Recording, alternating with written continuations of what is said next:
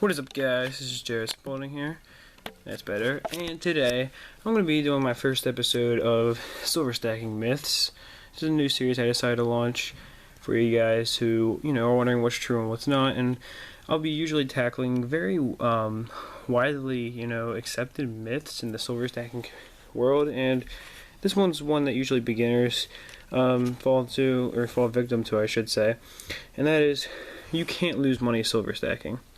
Okay, so let's just look at this myth right now and point out just how fake it or not fake necessarily, let's not say, but just how, unrealistic this really is.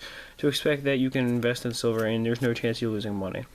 What if you invested, I don't know, let's say when silver was at $50 an ounce, you were investing, right? You're thinking, oh yeah, silver can keep on going up after this. It might go up to triple digits with how much it's already risen, or rose, whatever you want to say. And, your silver, you're looking at paying, let's say $50 an ounce, like I was saying before. That's how much you're paying for silver. And let's say you kept on holding on to it and you saw the price going back down. You're like, maybe I'll sell once it goes back up again. And then the stock market crash happened. And you're like, oh, well, the silver prices are going to go way back up. And if they're this low right now, the demand's going to surely be greater than the supply. And if you'd invested when silver was $50 an ounce and didn't sell at that time, then even to this day, you had no chance to make any money. All this time, you've actually lost money if you invested when silver was that high. No matter, when you sold after that time, when silver started going back down, no matter when you could have sold, you would have lost money. And you're talking about years of time that these people, who bought then, or still have their silver for either that or they just sold it and took a big loss on it. Now, this isn't to say that, this applies to all silver, because it certainly doesn't. In fact, all of this right here, that rule does not apply to nearly as much, and that's due to the fact that all four of these coins you're looking at right now have value well beyond their numismatic value. Oh my god, no. They have value well beyond their silver melt value, and that is their numismatic value. If I could learn to speak here, that'd be great, but anyway, to give a good example here, this is a little bit of less of a good example. This coin is still, relies at least a little bit on being silver, but one in this condition, it's a semi-key, probably sell for around 20 bucks, I'd think. The rim on the back's pretty bad, but condition's still overall good. And the front's got a pretty decent rim. So, and, but a much better example would be something like this, 1832 bust $half, which I myself, you might be able to say I overpaid for it until you see just how beautiful this coin really is. I did pay $42.45. That's one of the costs that I have memorized for my coins. A lot of times I don't remember exactly how much they cost. Like, I can't tell you exactly how much that coin cost. That one I can, but that one I could not also.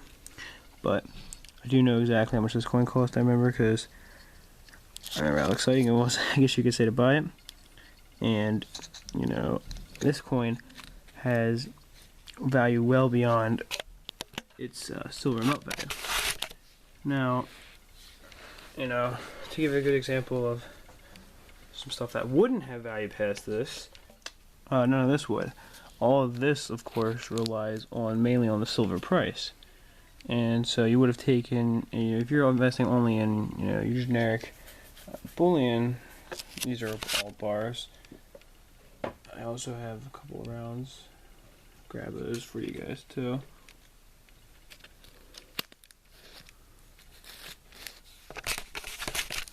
But if you invested in any of this stuff, when the price had crashed, then you were pretty much screwed because, all of this would have lost significant value if you're paying, where it was at the $50 an ounce type of thing. But those numismatically valuable coins are only worth, like the $half may be worth about $5 melt, and as opposed to being worth, I've seen values on one in that condition that I had to be over $100 estimated value. So, I mean, it's even if if you compare that to when the price was above, it was $20 as opposed to $5, which you might be losing a little bit of money, but you're mainly paying for the numismatic value. But all of this, since it's all generic, nothing special about it, you're always paying for only the silver melt value, and this is what you're really going to lose money on. So,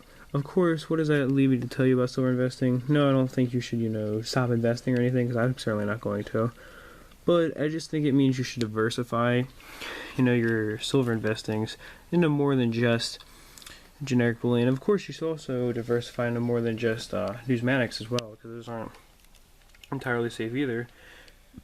And especially when you're buying that, make sure you know that you're not going to get ripped off, because chances are, if you're buying something where it's worth over $500, like a coin, there's going to be more fake ones than there are real ones for sale at any given time. And a lot of silver bars that are sold are fake too, so make sure they got a reputable brand on them. Like, all of these are reputable sources, MCM, people like that. And they're also bought through reputable companies, like the MCM bar is being bought through MCM. And what else? I don't think I have any Atma Explorers, but I have other ones, that were bought from reputable sources. So, like I was saying, definitely don't stop investing in silver. And of course, when you're looking at stuff that does rely on value, a great example would be stuff I buy right here. Turn up the brightness for you. I got power saving mode on, that's why. But I just bought 3 rolls of silver nickels for about $105, which I know I probably paid over melt for, but it is very tough to pay under melt, and I don't know how much longer these prices are going to stay low, so that's why I'm willing to pay a little bit over. Plus, the condition isn't too bad, and I really did want these silver nickels, but anyway, that's something I just a couple seconds ago just ended that auction and I won it. So, I'm definitely not saying to stop investing, but you shouldn't just buy numismatically valuable pieces, junk silver, or generic bullion. However, with a combination of all three, you can pretty much guarantee that you have reduced your chances of losing money silver stacking to the lowest that they could possibly be. And hope you enjoyed the video. That's it for now. Peace, love, much respect.